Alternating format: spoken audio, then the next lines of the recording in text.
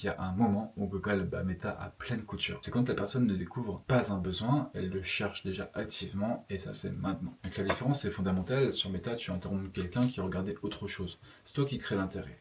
À partir de rien. Par contre, sur Google, l'avantage c'est que c'est l'inverse. Tu réponds à quelqu'un qui t'a déjà sophrologue près de chez moi, ou comment gérer mon anxiété. L'intention, donc, elle est déjà là, la personne lève juste la main toute seule. Et quand l'intention est déjà là, tout devient plus sympa, plus à convaincre que le problème existe. Elle le sait, et c'est pour ça qu'elle cherche. Tu as juste besoin d'une chose, être la bonne réponse au bon moment. Pour ça, deux éléments comptent, les messages de recherche, et ce que tu proposes correspond exactement à ce que la personne tape. Et la page sur laquelle est-ce qu'elle arrive, est-ce qu'elle confirme en quelques secondes, ou elle dit plutôt tu es au mauvais endroit. Tu es au bon endroit, tu es au mauvais endroit. La page doit toujours confirmer la publicité. Et c'est là que beaucoup laissent filer des gens qui sont prêts à acheter. Pense à cette personne qui tape un soir comment gérer mon anxiété dans sa vie. Donc elle cherche de l'aide, là, c'est tout de suite, et si tu n'apparais pas à ce moment-là, elle ne t'attend pas. Elle clique simplement sur quelqu'un d'autre. Pas parce qu'il est meilleur que toi, pas parce qu'il a plus d'avis sur Google, mais parce qu'elle était là, cette personne-là, au moment où elle cherchait. Donc je te garantis pas que Google va remplir ton agenda. Par contre, quand la demande existe déjà dans ta zone, c'est souvent le levier le plus direct qui existe. Alors il y a l'objection, mais Google c'est technique, et en plus c'est cher. Alors pas forcément.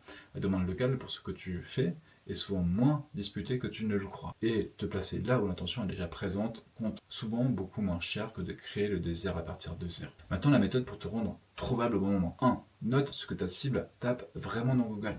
Sophrologue, ensuite tu mets ta ville. Comment gérer mon anxiété? Arrêter de fumer, ensuite tu mets toujours ta ville. Mets-toi à la place de la personne, pas à ta place à toi. Et ensuite 2. Vérifie que ta page reprend exactement ces mots-là. 3. Assure-toi que le haut de ta page confirme tu es au bon endroit en une seconde. Le modèle de titre de page, c'est donc ton métier, et là tu mets ta ville derrière. Le bénéfice principal pour ta cible ensuite, par exemple sophrologue à Lyon, retrouver le sommeil et le calme. Maintenant ton exercice, tu as toi-même 3 requêtes de ta cible dans Google. Regarde si tu apparais et si ta page répond clairement. Là où tu n'apparais pas, là où ta page est floue, tu tiens déjà ton premier chantier. Alors maintenant pose-toi la question, est-ce que les gens cherchent déjà ce que tu fais? Est-ce que les gens cherchent déjà ce que je fais?